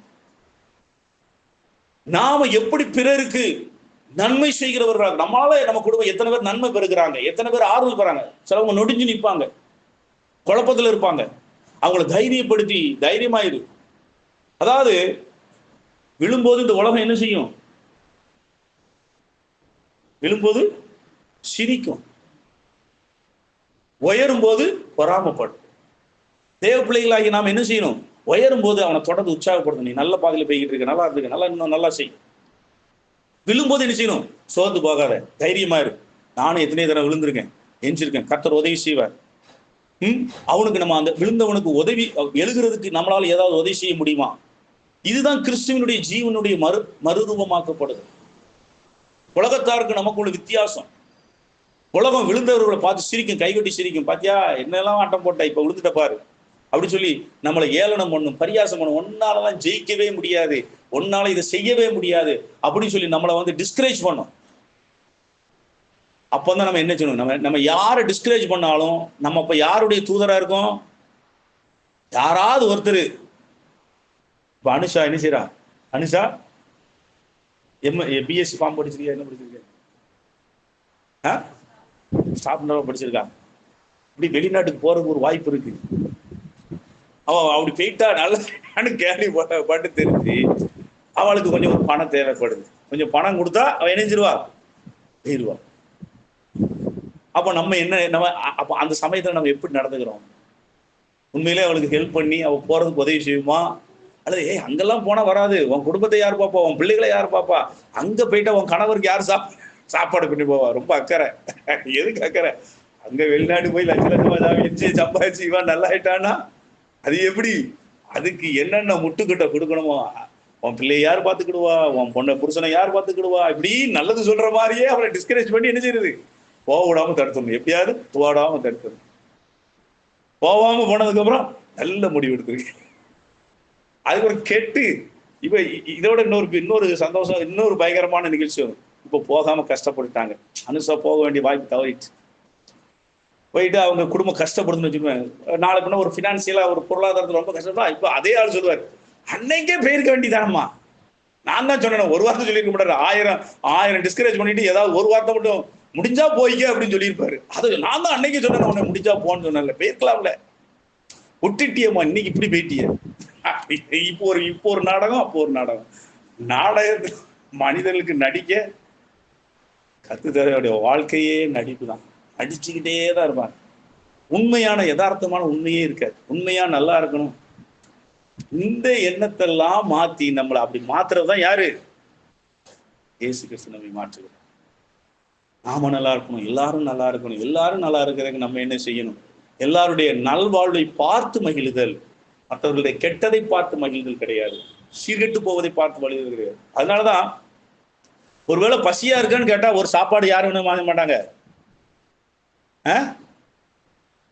யாராவது வாங்கி, இப்ப ரோட்ல யாராவது ஒருத்தர் பசியில இருக்கேன், ஐயா நான் 2 நாள் சாப்பிடல, எனக்கு சாப்பாடு வாங்கி கொடுங்கன்னு சொன்னா சில பேர் செய்வாங்க. பெரும்பாலும் 100% ஆனா ஒரு சிகரெட்டு கேட்டா இந்த டாஸ்மார்க்ல உட்காந்து எனக்கு ஒரு குவார்டர் வாங்கி கொடுங்க, டக்குன்னு வாங்கி கொடுப்பாங்க. குடிக்க வாங்கி கொடுப்பாங்க. கெட்டு போகிறதுக்கு எல்லாத்துக்கும் உதவி செய்வாங்க. ஆனா நல்லா இருக்கிறதுக்கு, ஒரு நல்ல வழியில இருக்கிறதுக்கு, அவனை நல்வழியில நடத்துறதுக்கு வழிகாட்டுறது வெகு வெகு சொற்பமான மனிதர்கள். வேறு பல காரணங்களுக்காக செய்வார்கள். சரி, அதை விடுவோம். நம்ம எப்பவுமே எப்படி செய்யணும்? மற்றவர்கள் நம்மால் பிறர் நன்மையை பெற வேண்டும். அதுதான் கிருபையுள்ள ஈவுகளை பகிர்ந்து கொடுக்கக்கூடிய நல்ல உக்கரானக்கரை. சபையில செய்யணும். 2வது இந்த உலகத்துக்கு செய்யணும். நம்ம சபையில இந்த தேவனுடைய கிருபையுள்ள ஈவுகளை நம்ம பயன்படுத்தி எல்லாரும் நல்லா இருக்கிறதுக்கு என்னென்ன செய்யணுமோ அதை செய்யக்கூடியவங்களா இருக்கணும். அப்போ நாம அனுபவிக்கணும், பிறருக்கு கொடுக்கணும். இதுதான் நம்மை குறித்த தேவனுடைய சித்தமாக இருக்கிறது. முதல்ல நம்ம குறைவுகள்ல இருந்து நம்ம மேல நிறைவுக்கு வரணும். பின்பாக அந்த நிறைவு, அந்த கிருபையில ஈவுகளை பிறருக்கு கொடுப்பதன் மூலமாக பிறர் குறைவுல இருந்து நிறைவுக்கு வருவதற்கு நாம் ஒரு வாய்க்கால்களாக, ஆசீர்வாதத்தின் வாய்க்கால்களாக நாம் இருக்க வேண்டும் என்று நாம் பார்க்கிறோம். அப்போ இப்ப நம்ம அடுத்ததாக நம்ம பார்க்க போகிறது என்னவென்றால், எப்படி அனுபவித்தல், எப்படி அனுபவித்தல், எப்படி அனுபவிக்கணும். இந்த கிறிஸ்துவின் அளவற்ற ஜீவனை, இந்த உயிர்த்தெழுந்த ஜீவனை எப்படி அனுபவித்தல் என்று நாம் பார்க்கணும். எபேசியர் 4:16 வாசிப்போம். எபேசியர் 4:16. அவராலே சரீரம் முழுவதும் அதற்கு உதவியா இருக்கக்கூடிய சகல கணுக்களினாலும் கூட்டி இணைக்கப்பட்டு ஒவ்வொரு அவயமும் தன் தன் அளவுக்கு தக்கதாக கிரியை செய்கிறபடியே அது அன்பினாலே தனக்கு பக்தி விருத்தி உண்டாக சரீர வளர்ச்சியை உண்டாக்குகிறது. நீங்க நல்லா கவனிச்சு பார்த்தீங்கன்னா, சபையில வைத்துதான் நீங்க கிறிஸ்துவின் ஜீவனை அனுபவிக்க முடியும். ஏனென்றால் கிறிஸ்துவின் சரீரத்திலே நாம் அவயமாக இணைக்கப்பட்டு இருக்கிறோம். அங்கே இருந்துதான் தலையாகிய கிறிஸ்துவிடம் இருந்து அந்த உயிர்த்தெழுந்த ஜீவன் சரீரத்தின் மூலமாக ஒவ்வொரு அவயத்துக்கும் பாய்கிறது. அப்போ ஒவ்வொரு அவயமும் அங்கதான் ஒரு பெரிய டிரான்சாக்சன் நடக்குது. கிறிஸ்துவிடம் இருந்து அந்த அளவற்ற ஜீவன் ஒவ்வொரு அவயத்துக்குள்ள போகுது. இந்த ஒவ்வொரு அவயம் இன்னொரு அவயத்துக்கு உதவியா இருக்குது. இப்படி ஒட்டுமொத்தமாக ஒவ்வொரு அவயமும் தன்னில் தானே வளர்ச்சி அடைந்து மொத்தத்துல சரீரத்தையும் வளர்ச்சி அடையும். அப்போ இந்த ஜீவனுடைய கொடுக்கல் வாங்கல் நடக்கும் இடம் சபை. இதுலதான் சரீர தரிசனம் வருது. இங்கதான் பக்தி மூலமாக கொடுக்கப்பட்ட சரீர தரிசனம் வருது. ஏன் மற்ற சபைகள்ல இல்லாத ஏன் இந்த தரிசனம் விசனம்னா, நீ சபையில நிலைச்சிருந்தா தான் இந்த கிறிஸ்துவின் அளவற்ற ஜீவன் தலையாகிய கிறிஸ்துவிடம் இருந்து ஒவ்வொரு அவயத்துக்கு வரும். நீ அந்த சபையில மையமா இருக்கணும், சபையில நிலைச்சிருக்கணும். இந்த சபை தான் உனக்கான ஜீவனுள்ள இந்த சரீரம். அந்த சரீரத்துல நீ அங்கமா இருக்கணும், செயல்பட்டு கொண்டே இருக்கணும். செயல்படாத அவயம் இல்லை. சபையில ஒவ்வொரு சபையிலும் ஒவ்வொரு அவையும் அது ஐக்கியமா நிலைச்சிருக்கணும். அது செயல்பட்டு கொண்டே இருக்க வேண்டும். செயல்படும். அதுல ஏதோ ஒரு பொறுப்புல, அதாவது ஒவ்வொரு அவையும் ஏதோ ஒரு பொறுப்புல இருக்கு. அந்த அவையும் ஒரு பொறுப்புல இருந்து எல்லா அவயத்துக்கும் உதவி செய்யுது. நாம இந்த அவயமா இருந்து எல்லா அவயத்துக்கும் உதவி செய்யும். அப்போ ஒரு அவயத்துல இருந்து எனக்கு ஒரு ஜீவன் வருது, நான் என்னிடத்துல இருந்து இன்னொரு ஜீவனை எல்லா அவயத்துக்கும் கொடுக்கேன். இப்படி எல்லாத்துக்கும் இந்த ஜீவனானது ஒன்றிலிருந்து ஒன்றுக்கு போகின்ற பொழுதுதான், அதனாலதான் இந்த சபையில எல்லாரும் ஏதோ ஒரு வகையில செயல்பட்டு கொண்டு இருக்க வேண்டும். ஏதோ ஒரு வேலையை கண்டிப்பாக செய்து கொண்டே இருந்தால்தான் நீங்களும் வளர்ச்சி அடைவீர்கள், உங்கள் மூலமாக அந்த சபையும் வளர்ச்சி அடையும். சபை என்பது ஒரு சாதாரண ஒரு கூட்டம் அல்ல, அது ஒரு சரீரம். இந்த உலகத்துல சபைன்னு சொல்லப்படும் போது ஒரு கூட்டத்துல ஒரு கல்யாணத்துக்கு கூடி வரும்போது அது சபைன்னு என்னப்படுது. அது ஒரு கிராமத்துல அவங்க சபை கூடி வருவாங்க பிரச்சனைகளை பேசுவதற்காக. அது எண்ணிக்கை, அங்கு ஜீவன் பரிமாற்றம் கிடையாது. அவர்கள் கூட்டமாக நின்று கொண்டு சில நிர்வாக காரியங்களை செய்கின்றார்கள். ஆனால் சபை என்பது, கிறிஸ்துவின் சரீரம் என்பது அங்கு அது ஒரு உடல், அது ஒரு சரீரம், ஒரு உடல். அங்கே ஐக்கியப்படுகிற நாம் அனைவரும் நமது ஜீவனை கொடுக்கிறவர்களாகவும் ஜீவனை பெற்றுக் கொள்கிறவர்களாகவும் இருக்கிறோம். இந்த பெற்றுக்கொள்ளுதலும் கொடுத்தலும் ஒவ்வொரு அவயத்துக்கு இருக்கு. ஒவ்வொரு அவயமும் சபையிடமிருந்து ஜீவனை பெற்றுக்கொள்ளுது. அதுக்கப்புறம் அந்த சபைக்கு தன்னுடைய ஜீவனை கொடுக்குது. இது எல்லாவற்றையும் இயக்கக்கூடியதுதான் தலையாகிய கிறிஸ்து. பரிசுத்த ஆவியானவர் கிறிஸ்துவின் ஜீவனை ஒவ்வொரு அவயத்துக்கும் கொடுக்கிறார். ஒவ்வொரு அவயத்திலிருந்து இன்னொரு அவயத்துக்கு கொடுக்கின்றார். இந்த வலைப்பின்னல் என்பது செம்மையாக இருக்கும் பட்சத்திலே தான் இந்த சரீரமானது தெய்வீக வளர்ச்சி அடைந்து தேவனுடைய சாயலிலே தேவனுடைய பரிபூர்ணத்துக்கு வருகிறது. நாமும் கூட அதுக்கு வருகிறோம். அப்போ நம்ம சபையில நிலைச்சி இருக்கணும். சபையில நிலைச்சி இருக்கணும். பேசில் நீ கிறிஸ்துவுக்குள்ள முழுமை அடையினா சபையில நிலைச்சிருக்கணும். எல்லாத்துலயும் பங்கு கொடுக்கணும். உனக்கு வாய்ப்பு கொடுக்கிற எல்லாத்தையும் பங்கு கொடுக்கணும். தெரினுக்கு வாய்ப்பு கம்மி. அவரு இங்க கொஞ்சம் இருப்பாரு, திருச்சியில இருக்கையில கொஞ்சம் இருக்க வேண்டி இருக்கும். ஆனா நீ என்ன செய்யலாம்? சபையில் உள்ள எல்லாத்தையும் நீ பங்கெடுக்க உனக்கு வாய்ப்பு இருக்கு. சில நேரங்களில் வேலையில வாய்ப்பு இல்லாம இருக்கலாம். பகல் வேலையில ஏதாவது மீட்டிங்னா உனக்கு வேலை இல்லை. ஆனா இருக்கிற எல்லாத்தையும் பங்கெடுக்கணும். அப்படித்தானே நந்தினி? இங்க பங்கெடுக்கிறோம். அதே போல எல்லா சரஸ்வதி கூடி வர்ற இடத்துல பங்கெடுக்கணும். இல்ல நாங்க கல்யாணத்துக்கு தான் வருவோம், பிரியாணி போட்டா வருவோம். கஷ்டம். நீங்க உவாசம் போட்டு கொள்றீங்களே, மணி நேரமா ஜெயிச்சோன்னா அது எப்படி முடியும் என்னால? என்ன இங்க யாரையும் பாக்கீங்களா? நீ கணவர் மேல பழிபட முடியாது. ஆதாம் போட்ட மாதிரி ஏவாள் போட்டுக்கிட்டே இருந்தா ஆண்டு செல்லுபடியாகாது. என்ன என்ன என் பிரதர் கூட்டு வர முடியும், அதெல்லாம் எனக்கு தெரியாது. ஆண்டவர் தெரியும். நம்ம வரணும், எல்லா இடத்துக்கும் வரணும். நாங்க வந்து இங்க நீர் பாய்ச்சுவோம், நீங்க வந்து நீர் செய்வீங்க, நாங்க வாங்கி குடிச்சுக்கிட்டே இருப்போம், நாங்க வர மாட்டோம் அப்படின்னு சொன்னா அது எப்படி? அப்போ ஒன் சைடா தானே போகுது, ஒன் வே எல்லாம் இருக்குது. சபை வந்து டூ வே, வரணும் போகணும், அங்க இருந்து வரணும், இங்க இருந்து போகணும். அங்க இருந்து வர்றவங்க மட்டும் வந்துகிட்டே இருக்கட்டும், நான் அங்க இருந்து வர மாட்டேன்னு சொன்னா இங்க என்ன நடக்கும்? இங்க என்ன நடக்கும்? இப்ப அந்த கிணறு எடுத்துக்கிறோம், கிணறுல தண்ணீர் ஊறுது, தண்ணீர் ஊறுது. எங்க இருந்து வருது தண்ணி? பூமிக்கடியில இருந்து தண்ணி வருது. அந்த தண்ணியை மேல எடுக்கணும், எடுத்தல் இருந்தாதான் கொடுக்கிறது வரும். அப்படி நடக்கலைன்னா அங்க என்ன ஆகும்? இறையாத கிணறு சகதியாயிரும், சேரு சகதியுமாகி விஷ வாயுக்கள் உண்டாகி என்ன ஆயிரும்? அது நஞ்சு தண்ணியா மாறிவிடும். இறையாத கிணறு கெட்டு போகணும். அதாவது ஒன் சைடா மட்டும் வந்துகிட்டே இருந்தா, ஒன் சைடா போய்கிட்டே இருக்கக்கூடாது. போய்கிட்டே இருந்தா என்ன ஆகும்? இப்ப என்கிட்ட போய்கிட்டே இருக்கு, என்கிட்ட வரது இல்லைன்னா என்ன செய்ய முடியும்? நான் என்ன ஆகி விடுவேன்? எல்கே சொல்லு. வறண்ட பாலைவனமாக மாறிவிடுவேன். எனக்கு வரவும் இருக்கணும், கொடுக்குதலும் இருக்கணும். அப்படின்னா தான் செழிப்பாக இருக்கும். வாங்கி கொண்டே இருந்தால் அழுகி போவோம், கொடுத்து கொண்டே இருந்தால் வறண்டு போகும். வாங்கி கொண்டே இருக்கணும், கொடுத்து கொண்டே இருக்கணும். அப்போ அந்த ஐக்கியத்துல நிலைச்சிருக்கும் போதுதான் அது கிறிஸ்துவிடமிருந்து நமக்கு எல்லாம் வந்து கொண்டே இருக்கிறது, நாமும் கொடுத்து கொண்டே இருக்கிறோம். இந்த சுழற்சியானது இருந்து கொண்டே இருந்தால்தான் நாம் ஒரு ஆரோக்கியமான கிறிஸ்தவர்களாக, கிறிஸ்துவின் சாயலிலே வளர்கிறவர்களாக, பரிபூர்ணத்தை அடைகிறவர்களாக நாம் நிச்சயமாக இருப்போம். அடுத்து நம்ம அப்போ அனுபவிக்கிறதுக்கான இடம் வந்து இதைத்தான் யோவான் 15:5-6 திராட்சை செடியாகி இயேசு கிறிஸ்துவிலே நாம் ஒவ்வொருவரும் கொடிகளாக இருக்கிறோம், இணைக்கப்பட்டிருக்கிறோம். அந்த கடிகள் என்ன நடக்கு? அந்த செடியிலிருந்து சாரம் வருது, அந்த கொடியானது கனிகளை கொடுக்கிறது, வருகிறது, கொடுக்கிறது. அப்போ வருதலும் கொடுத்தலும் இருக்கும் பொழுதுதான் அங்கே கர்த்தருடைய ஜீவனுடைய பரிமாற்றம் நடைபெறுகின்ற பொழுது அது செழிப்பாக, தேவனுடைய ஐஸ்வர்யமாக, ஆசீர்வாதமாக இருக்கிறது. இப்ப நம்ம தியானிக்க போகிற ஒரு 7 பாயிண்ட் என்ன பாயிண்ட் அப்படின்னு சொன்னா, இந்த ஜீவனை அனுபவிப்பதற்காக நம்ம எப்படி அனுபவிக்கலாம் அப்படிங்கிறத பத்தி மட்டும் தான் பேச போறோம், விரைவாக பேச போகிறோம். எபேசியர் 2:18, எபேசியர் 2:18 எப்படி அனுபவிக்கிறது, கிறிஸ்துவனுடைய ஜீவனை எப்படி அனுபவிக்கிறது? அந்தபடியே இருதிரத்தாரும் ஒரே ஆவியினால் பிதாவின் இடத்து ஆவியானவர் ஜீவன் எல்லாமே ஒண்ணுதான். பரிசுத்த ஆவியானவர் ஜீவன், இப்படி நம்ம பல வார்த்தைகள் அது இருக்கலாம், அது எல்லாம் இருக்கு. முதல்ல வந்து என்னன்னா, அதாவது தேவனோடு உள்ள ஐக்கியத்துல நம்ம ஜீவன் பெறுகிறோம். ஆவியினாலே பிதாவின் இடத்திலே சேரும் சில ஐக்கியம். இதை 1 யோவானிலே ஜீவ ஐக்கியம் என்று சொல்லுகிறார் அப்போஸ்தலனாகிய யோவான். 1 யோவான் 1 நாம தேவனோட அந்த ஐக்கியம். அப்போ தேவனோடு உள்ள ஐக்கியத்துல தேவனிடத்திலிருந்து ஜீவன் நமக்குள்ளே பாய்கிறது. அதனாலதான் ஜெபம் அவசியம். தேவ பிரசன்னத்திலே தேவ பிள்ளைகளோடு நாம் ஒரு தேவ பிரசன்னத்திலே ஆழ்ந்து ஜெபிக்கும் போது, நம்மை மறந்து ஜெபிக்கும் போது நாம தேவனுடைய ஜீவனை பெறுகிறோம்.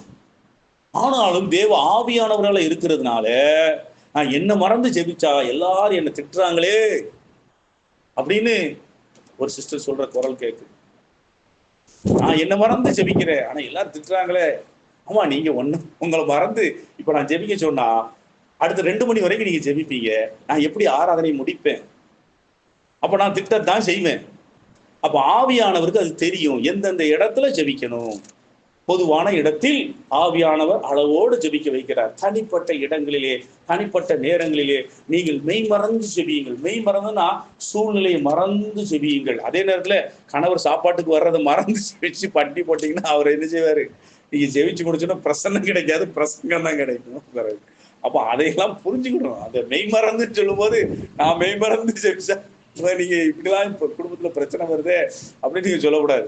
அப்போ அந்தந்த நேரம் இருக்கு. இப்ப கணவர் போயிட்டாரு, மறுபடியும் 5 மணி வரைக்கும் வருவாரு, ஒரு 2 மணி நேரம் நமக்கு டைம் இருக்கு. அந்த 2 மணி நேரம் மெய் மறந்து செய்வீங்க. அதுக்கப்புறம் உணர்வோட செய்ய வேண்டிய காரியங்களை, கணவர் வந்த உடனே அவருக்கு காய் போட்டு கொடுக்கணுமா, அவருக்கு சோறு பொங்கி வைக்கணுமா, அதெல்லாம் செஞ்சுட்டு நான் ஜெபிக்கிறேன் நிறைய பேர் இப்படிதான் கொள்றது. ஆவிக்குரிய கணவர்களும் ஆவிக்குரிய கணவர்கள் பெண்களை கொள்றது வேற விதமா கொள்ளுவாங்க. எப்படி கொள்ளுவாங்கன்னா, ரொம்ப ஆவிக்குறியா இருந்துட்டா உடுதண்ணி ஒழுங்கா வாங்கி கொடுக்க மாட்டாரு. இருக்கிறத கேட்டு எதுனாலும் பரவாயில்ல, ஒழுங்கா வாங்கி கொடுக்க மாட்டாரு. பொருள் ஒழுங்கா வாங்கி போட மாட்டாரு. எதையும் அட்ஜஸ்ட் பண்ணிக்க அப்படின்னே வெயிட்டு கண்டுக்கவே மாட்டாரு. அவர் ஒரு இன்னொரு பெண்கள் ஆவிக்குரியவங்களை ஆயிட்டாங்கன்னா என்ன செய்வாங்க? சோற பொங்க மாட்டாங்க, ஒன்றும் காப்பி வைக்க மாட்டாங்க. அவரு டயர்டா வீட்டுக்கு போனவர் மனைவி நல்ல சூடா டீ தருவான்னு வச்சுட்டு இருந்தா இவங்க முழங்கால் போட்டு ஸ்தோத்திராண்டவர் இவருக்கு ஸ்தோத்திரத்துக்கு மேல ஆத்திரம் வந்துடும். அந்த டீயை குடிப்பியாமான்னா நீ ஸ்தோத்திரம் பண்ணிட்டு இருக்கிய அப்படின்னு சொல்லி அவர் 2 கத்துவாரு. இப்ப சண்டையா போய் முடிஞ்சிடும். அப்போ புரிஞ்சுக்கிடணும். இப்போ கணவர் ஒரு வாரம் இவருக்கு இன்னும் செய்யணும், இந்த சாப்பாடு போடணும், பிள்ளைகளுக்கு இது செய்யணும், அது செய்யணும், எல்லாத்தையும் தெரிஞ்சுக்கிட்டு தான் ஆவிக்குரியவங்களா இருக்கணும். இதெல்லாம் தெரியாத ஆவிக்குரியவர்களா மெய் மறந்துடக்கூடாது. அப்ப மெய் மறந்து ஜெபித்தல் என்பது யாருக்கும் எந்த டிஸ்பிள் எல்லா வேலையும் முடிச்சிட்டோம், இன்னும் ஒரு 1 மணி நேரம் 2 மணி நேரம் எந்த பிரச்சனை கிடையாதுன்னா அதை கூட்டிட்டு முழங்கால் போட்டு மெய் மறந்து ஆண்டவரை துதிச்சு ஆராதிச்சு ஜபத்துல இருங்க. தேவனுடைய ஜீவனை அளவில்லாமல் பெறுவீர்கள். தேவனுடைய ஐக்கியத்தில் இருந்துதான் நாம அந்த அளவில். அதனாலதான் இது இங்க மட்டும் இல்ல, சபையினுடைய ஜெபம், உபவாச ஜெபம், இதுல மெய் மறந்து ஜெபிக்க நமக்கு நேர டைம் கிடைக்குது. அந்த இப்ப 2 நாள் 3 நாள் ஜெபம் இருக்குது. திமோத்தேயு பிரதர் வர முடியாது, அவங்க வீடு கட்டலாம். ஆனா நந்தினி வரலாம் அல்லவா? திமோத்தேயு பிரதருக்கு கான்ட்ராக்ட் கிடைக்காத போது வருமானம் இல்லாம இருந்துச்சு, நந்தினி உழைக்க வேண்டியிருச்சு. ஆனா இப்போ வரலாம் அல்லவா? இது நந்தினியை வச்சு சொன்னாலும் உதயா சிஸ்டருக்கும் அப்படித்தான், அனிஷாவுக்கும் அப்படித்தான், உங்க சிஸ்டர் பேர் தெரியல, உங்களுக்கும் அப்படித்தான். நீங்க என்ன செய்யணும்? இந்த மாதிரி இவங்க மட்டும் இல்லை, எல்லாரும் வாய்ப்பு கிடைக்கிற எல்லாரும். இப்ப நமக்கு லீவ் இருக்கு, இந்த 2 நாள் இருக்கு, நம்ம அங்க போகலாம் அப்படின்னு சொன்னா போய் இருந்து அப்படி தரித்திருந்து ஜெபிக்கிறதுக்கு தயார் இருக்கணும். அந்த தரித்திருக்கும் போது ஏராளமா ஜெபிக்க முடியும். ஏராளமா ஜெபிக்கும் போது நீங்க ஜெபிக்கதான் தேவனுடைய ஜீவன் அளவில்லாமல் நீங்கள் அனுபவிக்க முடியும். தேவனுடைய ஜீவனை அளவில்லாமல் அனுபவிச்சு பார்த்தீங்கன்னா நீங்க அதை விடவே மாட்டீங்க. அடுத்தாக 2வது நாம் பார்க்கிறோம் ரோமர் 6:22. அந்த ஜீவனை எப்படி எப்படிலாம் அனுபவிக்கிறோம்.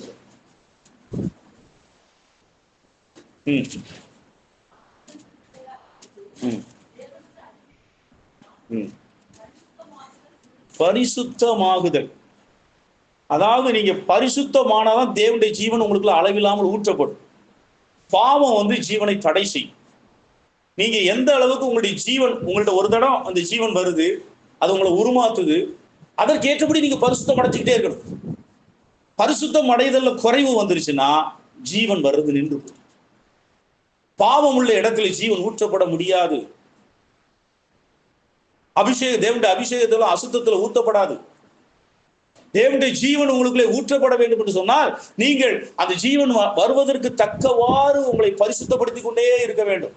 அந்த ஜீவன் உணர்த்துகிற எல்லா காரியத்துக்கும் நீங்க கீழ்ப்படுத்தி உங்களை பரிசுத்தப்படுத்திக்கல வேண்டும். இந்த வார்த்தைகளை பேசக்கூடாது, இந்த மாதிரி நடந்துக்க கூடாது, இந்த ட்ரெஸ் உடுத்தக்கூடாது, இந்த மாதிரி ட்ரெஸ் உடுத்தக்கூடாது, அல்லது இந்த மாதிரி நம்ம பேசக்கூடாது, இந்த மாதிரி நடந்து கொள்ளக்கூடாது அப்படின்னு அந்த ஜீவன் நமக்கு உணர்த்தி கொண்டே இருக்கும். அந்த உணர்த்த நமக்கு கீழ்ப்படுத்திக் கொண்டே இருக்கும்.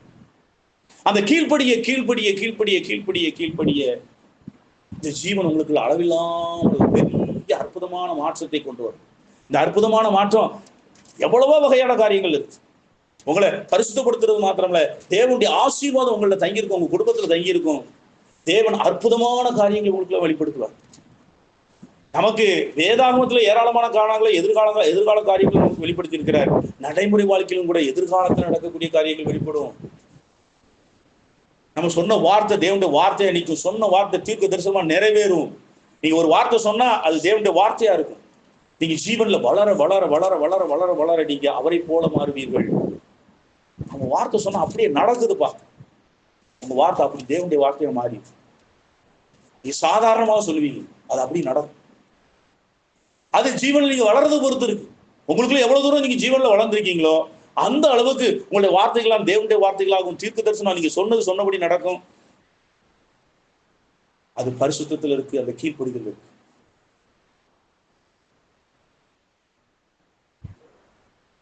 இது நான் பொய் சொல்லவில்லை. ஒரு உண்மையுள்ள இருதயம், ஒரு உண்மையான இருதயம், ரொம்ப கள்ளம் கபடமற்ற இருதயம், அது தீர்க்க தரிசனம் அப்படி நடக்கும். ஒரு இடத்துக்கு ஒரு தகப்பனும் மகனும் சென்று ஒரு குடும்பம் சென்று தேவ பிள்ளைகள் சென்று கொண்டிருந்தார். அவன் சென்று கொண்டு இருக்கும்போது அதுல உள்ள அவருடைய மகன் ஒருத்தன் சொல்றான், இந்த இடத்துல பஞ்சர் ஆனா எப்படி இருக்கும் அப்படின்னு சொல்லியிருக்கான். இந்த இடத்துல வண்டி பஞ்சர் ஆனா என்ன இருக்கும்? 10 அடி தாண்டுக்குள்ள பஞ்சர் ஆயிடுச்சு. ஒரு ஆணி அடிச்சு அப்படி பஞ்சர் நடைபெற போவதை ஆண்டவர் முன்னுமே அறிவிக்கிறார். காரணம், அந்த பையன் ரொம்ப கள்ளங்கபடம் இல்லாத பையன். கள்ளங்கபடங்கிறது கள்ளங்கபடு இல்லாமல் பரிசுத்தமாய் இருந்தால், ஜபத்துல கருத்திருந்தா அப்படியே அப்புறம் அப்படி நடந்துட்டே இருக்கும். அப்படி சொன்ன மாதிரி இருக்கும். அது ஒரு தடவை 2 தடவை இல்லை, அநேக தடவை இருந்தபோது அவங்க அப்பா அவன் எங்கும் வாயை திறக்காத, சும்மா நீ சொன்னா எல்லாம் அப்படியே நடந்துருது அப்படின்னு சொல்லக்கூடியது அளவுக்கு வந்துச்சு. நீ எதுவும் சொல்லிடாத படி சொன்னா அப்படியே நடந்துருது, நீ சும்மா பேசாம இரு அப்படின்னு சொல்லக்கூடிய அந்த அளவுக்கு தேவன் ஆசீர்வாதமாவும் நடத்துவாரு, அது எச்சரிக்கையாக நடத்துவார். எப்படி பயன்படுத்தப்படும்? அப்போ இதெல்லாம் உண்மை நிதர்சனமான காரியம்.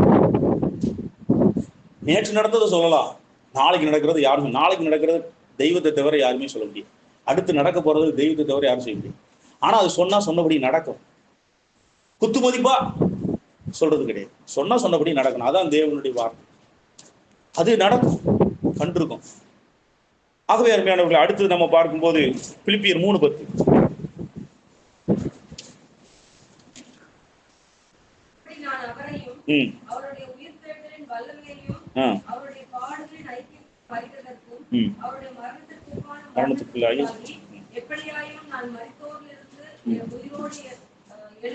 தகுதியுடைய நாகம் பிடிக்கும். அப்போ தேவனுடைய ஜீவன் எவ்வளவாக உங்களுக்குள்ளே வருகிறதோ, நீங்கள் வளர்கிறீர்களோ, அவ்வளவு தூரத்துக்கு நீங்க வல்லமை உடையவர்களாக இருப்பீர்கள். வல்லமை உடையவர்களாக இருக்குன்னா, நீங்க உங்களை பார்த்து நீங்க போன்னு சொன்னா பிசாசு உடனே ஓடிடுவான். நீங்க நெருங்கும் போதே பிசாசு ஓடிடுவான். அது என்னுடைய வாழ்க்கையில பார்த்துருக்கேன். வாலிய பிராயத்துல அவ்வளவு பரிசுத்தமும் அவ்வளவு ஜபமும் வைராக்கியம் இருக்கும்போது, கிட்டக்க வரும்போது இங்க வராதிங்க, அக்கினி வருது அக்கினி வருது, என்னை புசுந்து, நீ போ, கிட்ட வராதிங்க வராதிங்க அப்படின்னு பேய்கள் அலறிச்சு. இப்ப நம்ம கை வச்சு ஆண்டோடைய அதிகாரத்தில் ஜபிக்கும் போது போகுது. ஆனா பரிசுத்தம் என்பது, பரிசுத்தமும் அந்த ஜப வாழ்க்கை என்பது அவ்வளவு வல்லமை. கிறிஸ்துவனுடைய ஜீவன் நிறைய நிறைய அந்த வல்லமை நமக்குள்ள ஒரு பெரிய அக்கினி. பிசாசுகள் கட்டுப்படும். நம்ம வியாதியஸ்தர்களுக்கு ஜெபிச்சா உடனே நோய் சுகமாகும். சாக கிடக்கிறவர்கள் உயிரோடு எழுந்திருப்பார்கள். இதெல்லாம் தேவனுடைய வல்லமையினால் நடைபெறுவது. இந்த வல்லமை எங்க? நீங்க கிறிஸ்துவின் உயிர்த்தெழுந்த ஜீவன் உங்களை எவ்வளவு அதிகமாக நிரப்புகிறதோ அவ்வளவாக நீங்கள் தேவனுக்கான வல்லமை உடையவர்களாக இருப்பீர்கள். அப்ப இதெல்லாம் முன்னாடி சொல்றது, ஜபத்துல தரித்திருக்கிறது, பரிசுத்தமா இருக்கிறது, தேவனுடைய ஜீவன் உங்களை நிறைய நிறைய நீங்கள் அனுபவிக்க தேவனுடைய வல்லமை, அந்த வல்லமையின் கிரியைகள் உங்களை வெளிப்பட இன்னும் தேவனுடைய ஜீவனை நீங்கள் அனுபவிப்பீர்கள். அடுத்து 4வதாக 1 பேதுரு 1:8.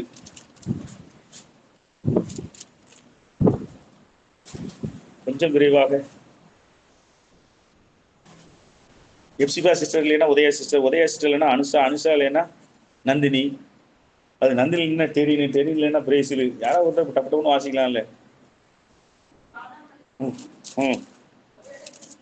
சொல்லி முடியாதது மகிமையால் நிறைந்த சந்தோஷம். நீங்க ஜீவனை உங்களுக்குள்ள வர வர அனுபவிக்க உங்க சந்தோஷம், பரலோக சந்தோஷத்தை அனுபவிப்பீர்கள். ரோமர்கள் 14:17 சொல்ற பரிசுத்த ஆவியினுடைய சந்தோஷம், உலக பிரகாரமான சந்தோஷம் இல்ல, தேவனுடைய சந்தோஷம், பரலோக சந்தோஷம், மகிமையின் சந்தோஷம், பரிசுத்த சந்தோஷம்.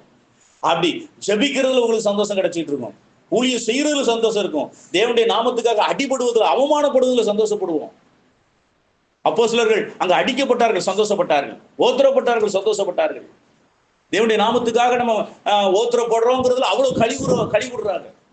அப்போ தேவனுடைய ஜீவன் இல்லைன்னா, தேவனுடைய ஜீவன் இல்லைன்னா, ஐயோ அங்க போனா திட்டுவானுங்களே, போகக்கூடாதுப்பா, அங்க போவாதீங்கப்பா, சண்டைக்கு வருவான், அவன் ஏசுவான், அங்க போவாது இங்க போவாது, பாடுகளை கண்டு பயப்படுவோம், அவமானங்களை கண்டு பயப்படுவோம், ஏசுறது கண்டு பேசுறது கண்டு பயப்படுவோம்.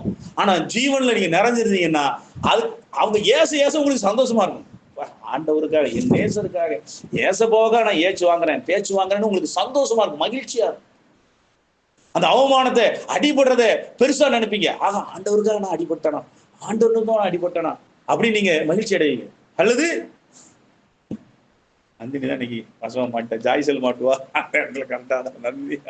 அப்போ இந்த இடத்துல என்ன செய்யக்கூடாது, உட்காரக்கூடாது, நேரம் வேற எங்கேயாவது அப்போ அந்த நம்ம ஆண்டோடைய ஜீவன்ல வர வர அவருக்காக பாடுபடுவதும், அவருக்காக கஷ்டப்படுவதும், அவருக்காக உழைப்பதும் நமக்கு சந்தோஷமா இருக்கும். ஆண்டவருக்காக நான் பயன்படுறேன், நானும் ஒரு கழுதையாக அவர் சுமக்கிறேன்னா, நானும் என்னாலான்ற ஏதோ ஒரு காரியத்தை செய்யறதுக்கு ஆண்டவர் எனக்கு கிருபை தந்திருக்கிறாரா அப்படின்னு சொல்லி மகிழ்ச்சி அடைவோம். சொல்லி முடியாததும் மகிமையால் நிறைந்த சந்தோஷம் கிறிஸ்துவின் ஜீவனை அனுபவிக்க நமக்கு கிடைக்கும். அடுத்ததாக யோவான் 15:4.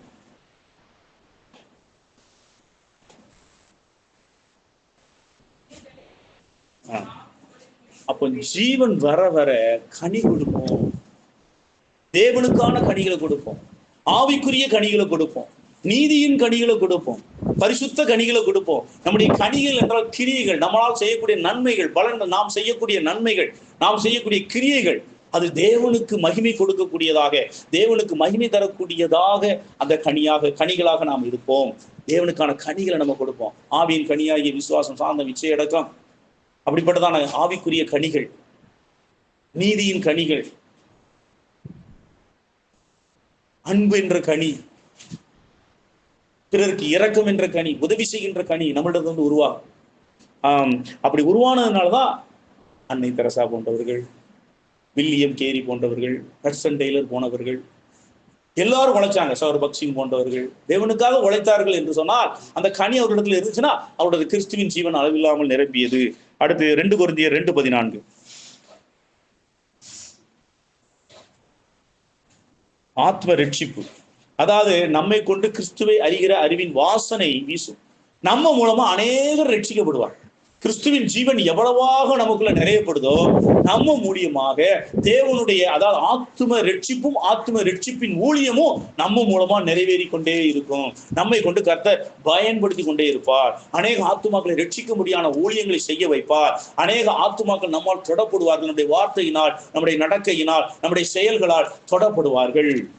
கிறிஸ்துவின் ஜீவன்ல நிறைய நீங்க பயன்படுத்தப்படாம இருக்க முடியாது. நீங்க பயன்படுத்தப்படாம இருக்கிறீங்கன்னா உங்கள்கிட்ட கிறிஸ்துவின் ஜீவன் நிறையல. அதுக்கு மேல எந்த ஜீவன் இருக்கு? ஆதாமின் ஜீவன் இருக்குன்னு. நீங்க ஆதாமின் ஜீவனிலே வாழ்கிறீர்கள், அதனால உங்களால ஊழியத்தில் ஈடுபட முடியல.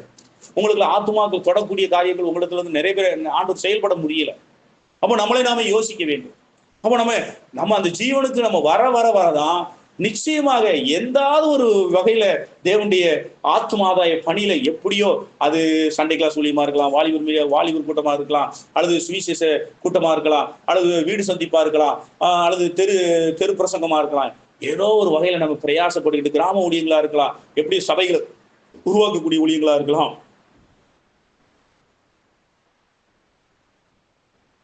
காட்நாயக்கன்பட்டியில இந்த கட்டிட வேலைகள் எல்லாம் நடக்கும்போது எல்லாரும் சகோதரர்கள் வாங்கன்னு சொன்னோம். வாட்ஸ்அப்ல எல்லாரும் கேட்டிருப்பீங்கன்னு நினைக்கிறேன்.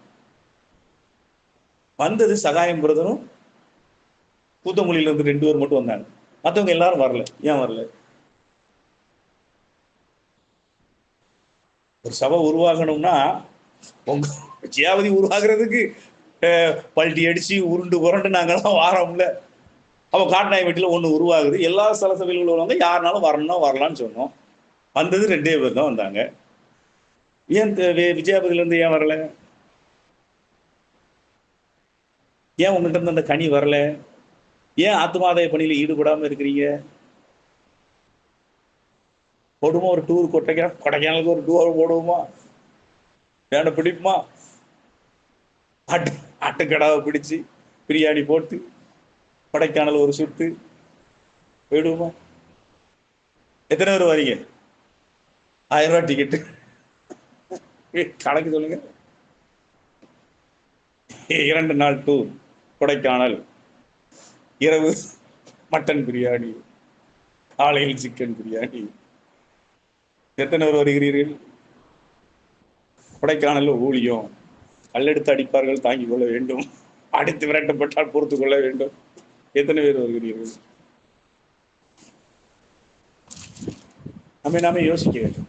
எதற்கு முக்கியத்துவம் கொடுக்கிறோம்? ஏன் முக்கியம் கொடுக்கிறோம்? நம்மளால ஏன் அதை நம்ம போகணும்? நமக்கு ஏன் அந்த எண்ணம் வரல? நமக்கு நான் போய் என்னால ஒரு 2 செத்தி எடுத்து நான் வைக்கேன், தேவனுடைய ஊழியத்துல நான் ஏதாவது ஒரு 2 காரியத்தை செய்யறேன், நான் வாரேன் அப்படி என்று நம்மால் ஏன் செல்ல முடியவில்லை? நம்மால் ஏன் வர முடியல? நம்ம ஏன் ஊழிய பாதையில, அந்த ஆத்ம பாதையில எங்க இந்த தரிசனத்துக்குள்ளதான் நம்ம உழைக்க போறோம். இந்த தரிசனம் தான் நம்ம உழைக்கும். அவ அது காட்டுநாயகப்பட்டியானா இருந்தா என்ன, பொட்டலா இருந்தானே, கார்குறிச்சியா இருந்தா என்ன, கூத்தங்குழியா இருந்தானே, பெரியதாலியா இருந்தானே, எந்த இடத்துக்கு நான் வருவேன். என்ன நடக்குன்னு தான் நான் பார்ப்பேன். அண்ணன் எப்படி வழி தெரிஞ்சிருமா? சரி, அடுத்து கடைசியா ஒரு 2 கொரிந்தியர் 3:18. ஆவியானவராலே நாம் மகிமை மேல் மகிமை எடுத்து மறுரூப பிடிக்கும். அதிக நேரம் எடுத்ததுனால ம் ம் ம் மறுரூபப்படுகிறோம். அப்போ அந்த ஜீவன் வர வர நாம மறுரூபம் அடைந்து தேவனுடைய மகிமையின் மேல் மகிமை அடைகிறவர்களாக, மறுசாயலாக, தேவனுடைய சாயலை பெற்றுக்கொள்வர்களாக மறுரூபம்.